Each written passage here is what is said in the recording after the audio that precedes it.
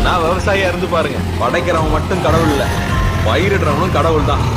நம்மலாம் விவசாயின்னு காலரை தூக்கி விட்டு தெரியுது. ராத்திரி வீட்டுக்கு போனா சாப்பாடு தான் சாப்பிடணும்.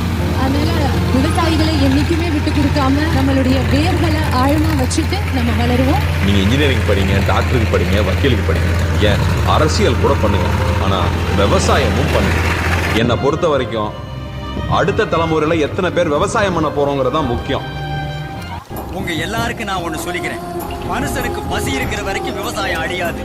ஏழைங்க கையில் இருக்கிற விவசாயம் நாளைக்கு கார்பரேட் கம்பெனிக்கு மாறும். அன்னைக்கு அரிசி விலை தங்கத்தை விட அதிகமாகும். அப்பதான் இந்த விவசாயிகளோட அருமை இந்த ஊருக்கே தெரியும். ஒவ்வொரு விவசாயியோட சாவுக்கு பின்னால அழிய போறது அவன் குடும்பம் மட்டும் இல்ல, அடுத்து வர்ற தலைமுறை தான். இதை எல்லாரும் மனசுல வச்சு. எல்லாரும் நினைக்கிறாங்க காசை கொடுத்தா கடையில் காய்கறி ஃப்ரெஷ்ஷாக கிடைக்குங்கிறாங்க. ஆனால் அந்த காய்கறி கடைக்கு வர்றதுக்கு தொலைதூரத்தில் ஒரு விவசாயி வெயிலில் காஞ்சி மழையில் நனைஞ்சி ரத்தம் வேர்வையாக உடம்புல ஊற்றி உப்பு பூக்க கண்ணு மொழி பிதுங்க கண்ணச்சதை தொங்க வெம்பாடு பட்டு உழைச்சா தான் உங்களுக்கு காய்கறி கடைக்கு வருது, அரிசி பருப்பு வருதுங்கிறத கவனத்தில் வச்சுக்கணும்.